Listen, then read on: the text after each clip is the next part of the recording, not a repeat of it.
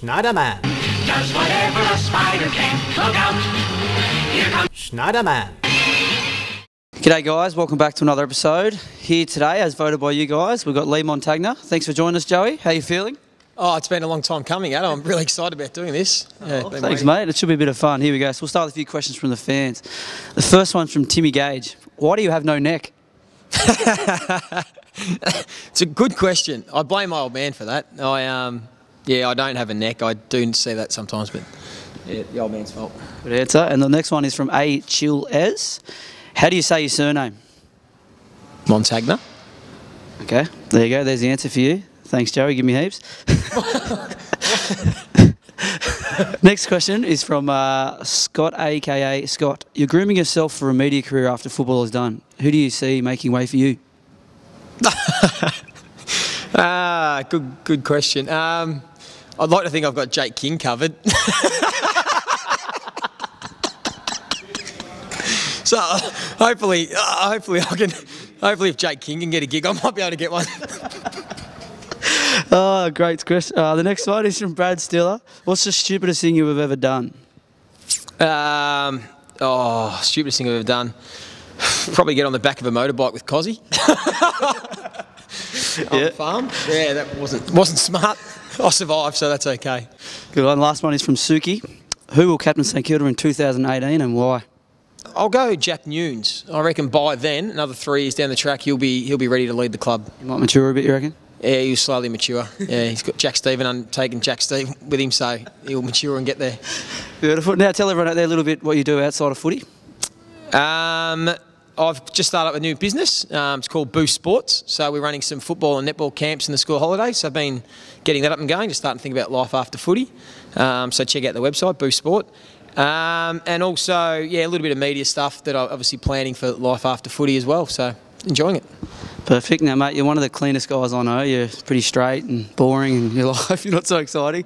So I couldn't get much dirt on you. So I went back to your old housemate and Justin Cozzy. Tell us what it was like to live with Cozzy.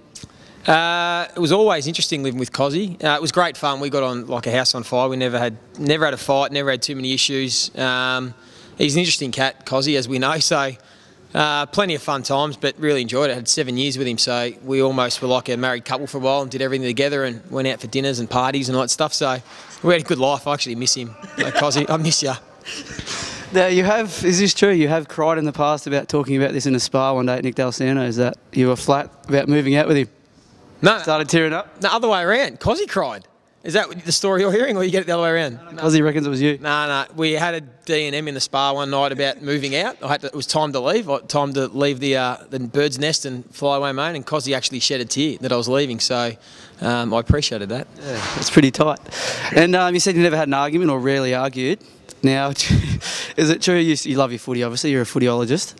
Friday night footy you used to watch, but it never started until delayed times. So Cozzy would go listen to it on the radio and ruin the game for you and tell you live scores? That's true. So when we lived with Cozzy, the footy was always on delay, and I used to love watching it at the time. So Cozzy would deliberately go to his car or the radio, check the scores, and try and stir me up and tell me what the scores were, because he used to go to bed early. So that used to drive me nuts. I did hate that. Yeah.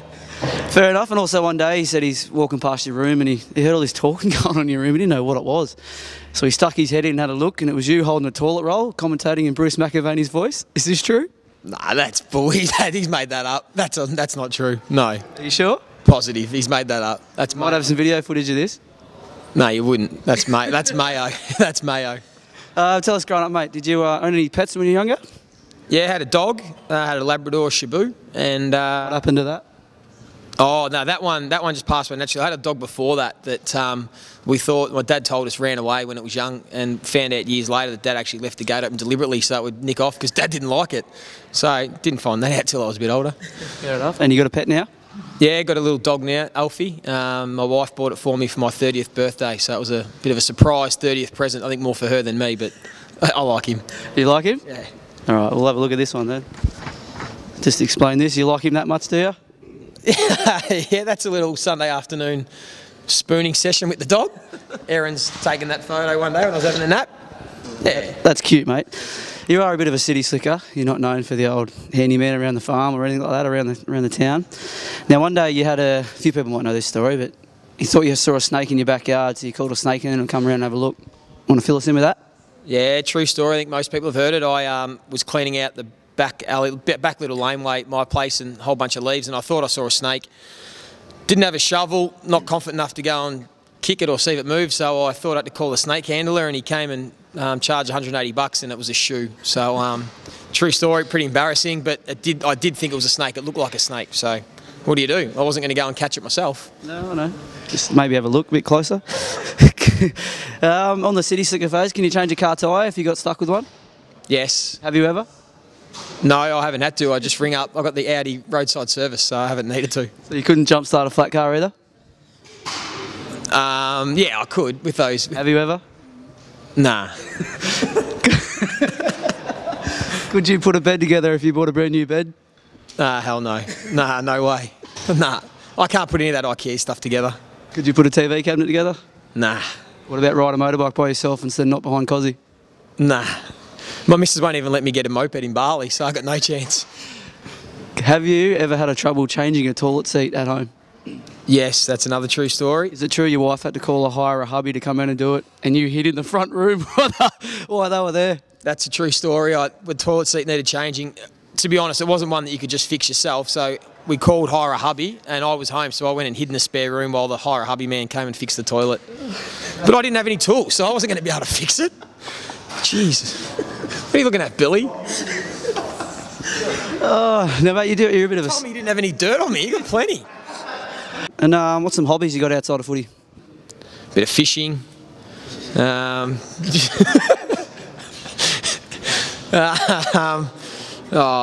else I like doing? Going camping, all that sort of stuff. Just the regular stuff that men do. Could you start a campfire? Nah. Nah. All right, thanks, mate. Well, it brings me on to my favourite part of the show, this now. Singing a song. Now, you were pretty arrogant about this, said you weren't going to do it for me, but I think you've come around to it. So what song are you going to sing for us today? Well, I've just watched a lot of the other boys, and sometimes it gets quite cringeworthy, to be honest. But Sometimes? Most of the boys have been cringeworthy. Billy Longer especially. That was Kings of Leon, wasn't it? Was that it? Yeah, it was a stinker. Didn't even know he was on the show. But as you know, I'm a bit of a musical genius. I just like to keep that under wraps, though. So I could basically sing any song that you wanted me to that had someone's name in it. Any song, anyone's name, I know a song with their name in it, and I could sing it for you if you wanted me to. I don't really want someone's name, so I'll come up with a name and you can sing a song. I know a song with that person's name in it. All right. Billy. Billy. Billy. Oh. Happy birthday to you. Happy birthday to you. Happy birthday, dear Billy. Happy birthday to you. Well done, Joey. Well, there you have it, guys. Joey Montagna. Hope you enjoyed that. As usual, mate, we'll let you decide who we're going to get on next week. So, who do you reckon? Well, I like the two boys that rate themselves really highly, big heads, Sam Gilbert and Dave Armitage, because the bloke that doesn't get the most votes will be shattered. So one of them will have to get on the show and the other one will be devastated they didn't get the most votes. So Gilbo and Armo next week. Make sure you vote. Go Saints. Schneiderman does whatever a spider can. Look out. Here comes Schneiderman.